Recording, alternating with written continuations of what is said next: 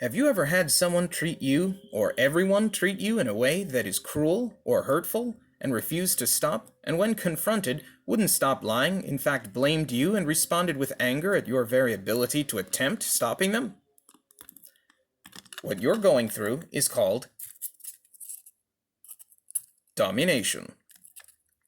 I'm Gabriel peranius akner, and I'm here to explain to you what domination is. So, what is domination? Let's start with the word. Oh, dear goodness gracious. What does domination mean? The word domination is derived from the ancient Latin word domini, which is the word the Romans used for the Christian God. The reason why is because in the presence of the Christian church, subjugation and absolute obedience and power soon followed. And therefore, the Christian God swiftly became synonymous with cruelty and control.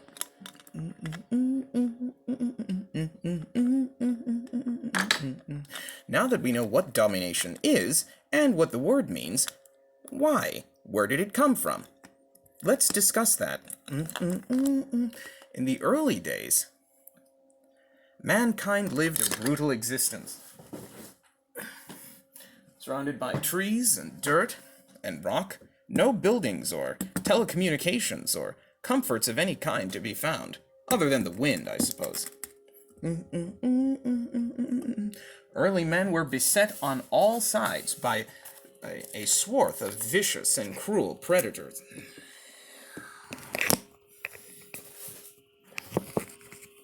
And had no choice but to live in groups for protection.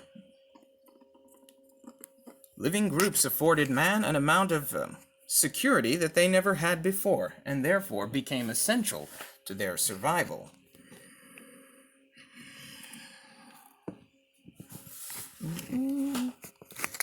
However, this has a fatal flaw. See, human beings are inherently malevolent, and each of them have dicks and pussies that they all want to get wet. And as a consequence, have a competitive drive to eliminate their competition. For doing so, allowed each individual to become very successful at propagating their genes, as opposed to everyone else.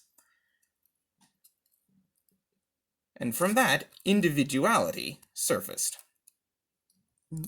People then developed a preference for the things that are them and are like them, as well as the competitive drive to eliminate the competition.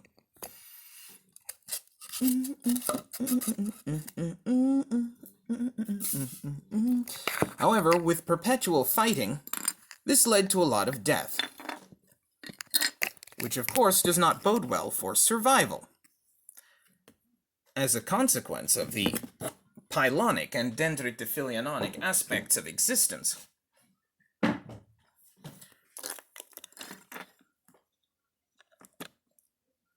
which are tantamount to the into deep and path of least resistance aspects of reality.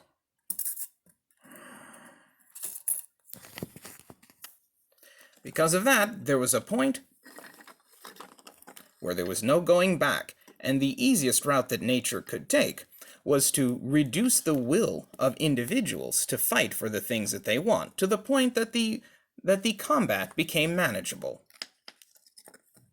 And populations, large populations that could live in groups, could survive long enough that those beings would become most of the population on the planet. And how did nature do this? Which left only a few individuals capable of maintaining the fight for what they want, and everyone else unable to fight for what they want. And the leader, the dominant or alpha male, has a hatred of everyone else's ability to have what they want, or to attempt to stop them.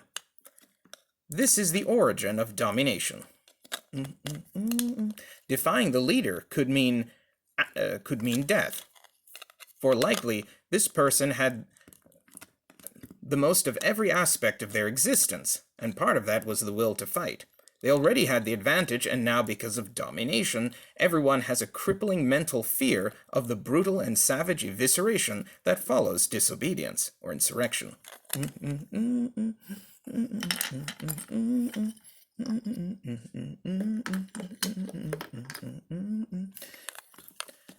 Though after all, though power is everybody wants to rule the world, power is somewhat of an illusion. It's something you're allowed to have.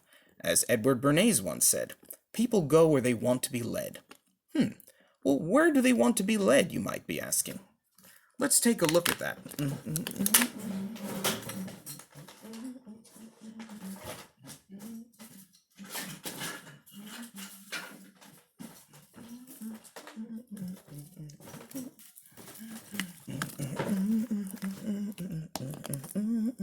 Take the United States of America, for instance. What is it that gives you power there? For after all, human beings have a very monkey see, monkey do paradigm of civilization. First up in America, class. What does class mean, pray tell? Well, let's divide this into three separate categories. First of all, looks. How you look can determine a lot about how people feel about you and ultimately what they're willing to let you have. Next, connections. Who do you know? Who does your family know? What kind of job do they have? Which leads me, what kind of food do they eat? To the next, the last but not least, money. Access to resources and the ability to have good experiences in life attracts other people who also want those things, and they will often value you above reason, the truth, and in many cases, their own lives. Trust me, I know.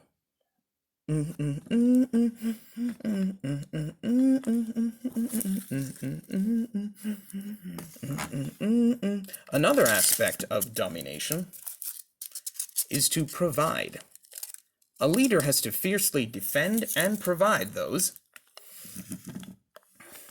that they have dominance over.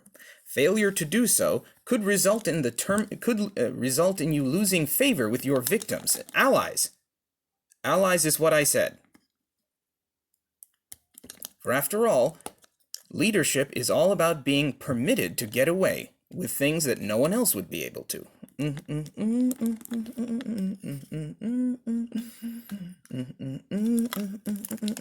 Take McCarthy here. What is also important are predatory instincts and to be observant.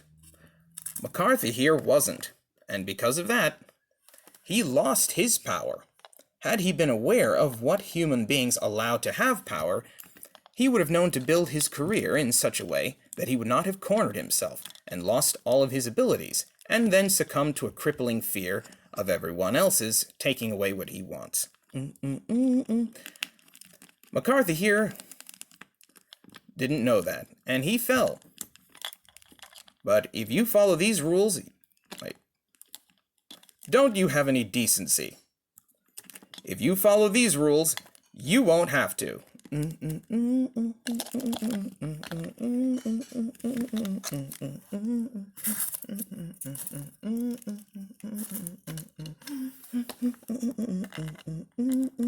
This has been a brief description about domination and power in general. In this world, we are not treated very well by other people because living things are pretty bad. I've been Gabriel peranius Akner. Thank you for listening.